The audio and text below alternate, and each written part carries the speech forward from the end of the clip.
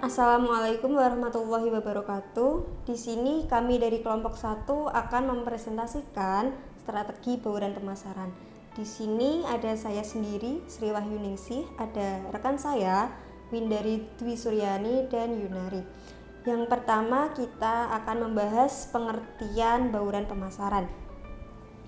Marketing atau pemasaran adalah suatu proses kegiatan yang dipengaruhi oleh berbagai faktor yang meliputi faktor sosial, budaya, politik, ekonomi, dan manajerial.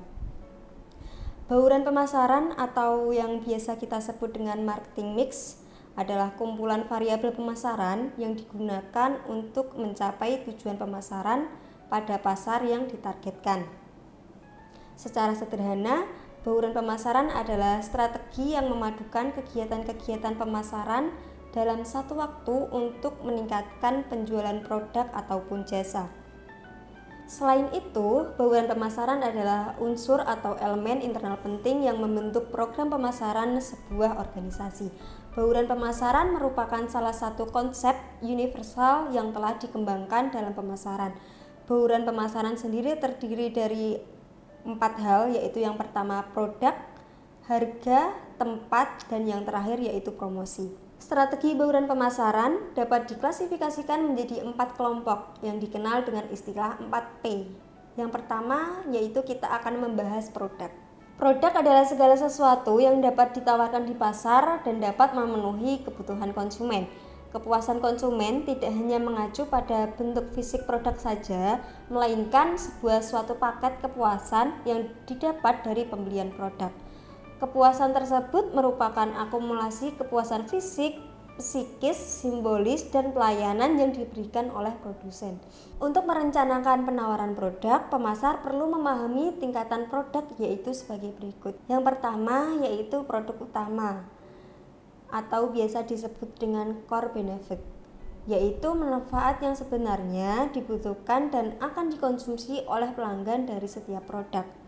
Yang kedua yaitu produk genetik, atau biasa disebut dengan genetik produk, yaitu produk dasar yang mampu memenuhi fungsi produk yang paling dasar.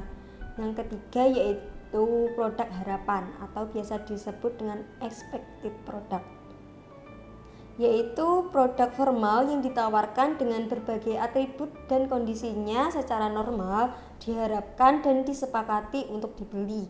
Yang keempat ada produk pelengkap atau augmented product, yaitu berbagai atribut produk yang dilengkapi atau ditambahi berbagai macam dan layanan sehingga dapat memberikan tambahan kepuasan dan dapat dibedakan dengan produk pesaing.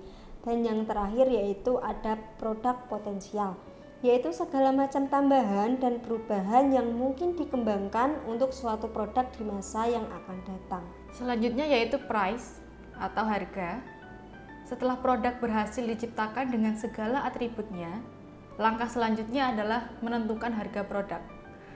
Pengertian harga sendiri merupakan sejumlah nilai dalam mata uang yang harus dibayarkan konsumen untuk membeli atau menikmati barang atau jasa yang ditawarkan. Penentuan harga merupakan salah satu aspek penting dalam kegiatan bauran pemasaran. Penentuan harga menjadi sangat penting untuk diperhatikan mengingat harga merupakan salah satu penyebab laku tidaknya produk atau jasa yang ditawarkan. Adapun tujuan dalam penentuan harga sendiri oleh suatu perusahaan secara umum sebagai berikut. Yang pertama yaitu untuk bertahan hidup. Jika tujuan perusahaan dalam menentukan harga adalah untuk bertahan hidup, penentuan harga dilakukan semurah mungkin. Di sini tujuannya yaitu agar produk atau jasa yang ditawarkan laku di pasaran dengan harga murah, tetapi masih dalam kondisi yang menguntungkan. Yang kedua yaitu untuk memaksimalkan laba. Penentuan harga bertujuan agar penjualan meningkat sehingga laba menjadi maksimal. Penentuan harga biasanya dapat dilakukan dengan harga murah atau tinggi. Yang ketiga yaitu untuk memperbesar market share.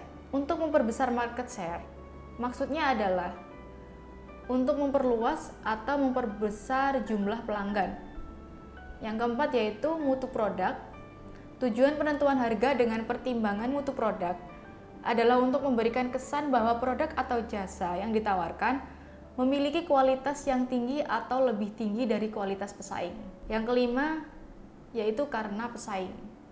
Penentuan harga dengan melihat harga pesaing bertujuan agar harga yang ditawarkan lebih kompetitif dibandingkan dengan harga yang ditawarkan pesaing. Selanjutnya adalah place atau tempat ataupun distribusi. Pemilihan lokasi yang tepat berarti mendapatkan lokasi yang memungkinkan paling banyak efek positifnya bagi organisasi atau perusahaan dan menghindari sebanyak mungkin efek negatif yang mungkin timbul. Jika organisasi telah menentukan letak lokasi usahanya, maka lokasi usaha tersebut akan menentukan biaya yang ditimbulkan dan sulit untuk meminimalkannya.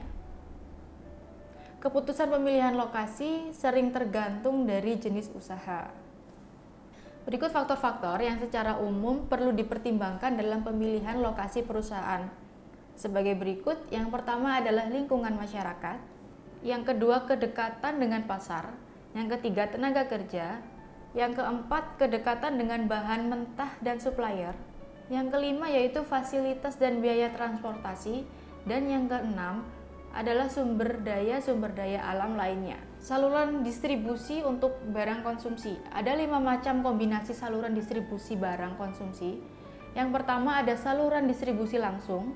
Yang kedua, saluran distribusi menggunakan satu perantara. Yang ketiga, ada saluran distribusi tradisional. Yang keempat adalah agen sebagai perantara. Dan yang terakhir, ada agen sebagai penyalurnya. Selanjutnya yaitu ada promosi. Promosi merupakan salah satu variabel marketing mix yang sangat penting yang dilakukan untuk membuka pangsa pasar yang baru atau memperluas jaringan pemasaran.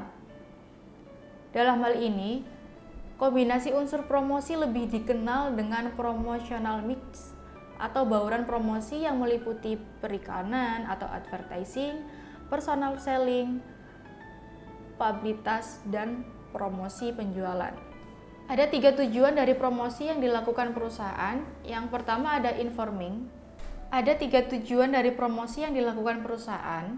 Yang pertama ada informing, yaitu memberikan informasi selengkap-lengkapnya kepada calon pembeli tentang barang yang akan ditawarkan. Siapa penjualnya, siapa pembuatnya, di mana memperolehnya, harganya, dan lain sebagainya. Informasi yang digunakan dapat diberikan melalui tulisan, gambar, ataupun kata-kata. Yang kedua ada persuading, yaitu membujuk calon konsumen agar mau membeli barang atau jasa yang ditawarkan.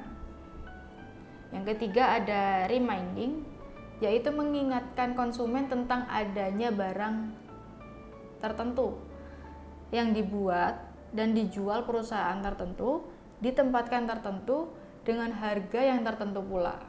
Pembahasan yang terakhir yaitu 3P dari pembauran pemasaran untuk perusahaan jasa. Yang pertama yaitu adalah people. People ini adalah semua pelaku yang memainkan peranan dalam penyajian jasa sehingga dapat mempengaruhi persepsi pembeli. Elemen-elemen dari people ini adalah pegawai perusahaan dan karyawan dalam lingkungan perusahaan jasa tersebut. Semua sikap dan tindakan karyawan, bahkan cara berpakaian karyawan dan penampilan karyawan mempunyai pengaruh terhadap persepsi konsumen atau keberhasilan penyampaian jasa. Peran people dalam bauran pemasaran di perusahaan jasa ini adalah sebagai berikut. Yang pertama yaitu semua pegawai yang melakukan kontak dengan customer tidak cukup dengan dilatih secara benar, namun juga harus memiliki hati yang baik. Yang kedua yaitu banyak customer yang tidak dapat memisahkan antara produk dan pelayanan dari pegawai yang menyediakannya. Hal ini menunjukkan betapa pentingnya aspek people. Yang ketiga yaitu tingkat penjualan dan penyediaan saran pada bisnis merupakan salah satu cara untuk menambahkan nilai mengenai apa yang ditawarkan dan dapat memberikan arti yang penting. Peran people yang terakhir yaitu adalah melihat secara teratur produk dengan jumlah penjualan yang tinggi. Produk ini cukup untuk mendukung suatu penjualan. Di dalam elemen people memiliki dua aspek, yaitu service people dan customer. 3P yang kedua yaitu adalah proses. Proses dapat dibedakan dengan 3 cara, yaitu kompleksitas. Kompleksitas ini berhubungan dengan langkah-langkah dan tahapan proses. Proses yang kedua yaitu keragaman, berhubungan dengan adanya perubahan dalam langkah-langkah atau tahapan proses. Yang ketiga yaitu adalah layanan konsumen. Satu elemen penting dalam pengembangan bisnis adalah pembuatan SOP yang jelas bagi sistem kerja di perusahaan dan perlu mengkomunikasikan dengan baik kepada seluruh pegawai agar mereka dapat melakukan seluruh SOP-nya dengan baik tanpa kendala. 3P yang terakhir dalam perusahaan jasa yaitu adalah bukti fisik atau physical evidence. Elemen dari physical evidence ini termasuk semua fasilitas fisik dari organisasi jasa yang terdiri dari atribut eksterior dan interior, serta hal yang berwujud lainnya. Contohnya, building ini merupakan bagian dari bukti fisik, karakteristik yang menjadi persyaratan yang bernilai tambah bagi konsumen dalam perusahaan jasa. Contohnya yaitu building yang merupakan bagian dari bukti fisik, karakteristik yang menjadi persyaratan yang memiliki nilai tambah bagi konsumen dalam perusahaan jasa. Perhatian terhadap interior, pelengkapan bangunan, dan termasuk lighting system, serta tata ruang yang lapang menjadi perhatian penting dan mempengaruhi mood pengunjung. Kemudian dalam bauran pemasaran ditambah 3P lagi, dan ini biasanya dilakukan untuk jasa, dan apabila suatu perusahaan ingin menambah kekuatannya dalam membuat strategi pemasaran, bisa ditambah dengan 3P. Yang pertama yaitu productivity, di mana productivity ini adalah mengarahkan kepada perusahaan agar mampu membuat pasokan produk yang mencukupi serta berupaya agar produk yang dihasilkan juga membuat konsumen merasa produktif. Yang kedua yaitu priority. Tips berikutnya untuk meningkatkan gaya marketing adalah menciptakan prioritas dalam melayani pelanggan. Dengan tindakan tersebut tentu membuat konsumen merasa puas dan berdampak kepada pemasaran mulut ke mulut serta lainnya. Yang ketiga atau yang terakhir yaitu adalah partner. Bagian terakhir yang turut membantu dalam memperluas jangkauan marketing untuk meningkatkan penjualan adalah partner atau mitra bisnis.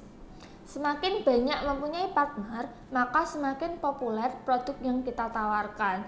Dan hal tersebut menjadi daya dobrak yang kuat untuk marketing dan menarik bagi konsumen. Cukup sekian pembahasan dari strategi bauran pemasaran dari kelompok 1, kurang lebihnya kami mohon maaf. Wassalamualaikum warahmatullahi wabarakatuh.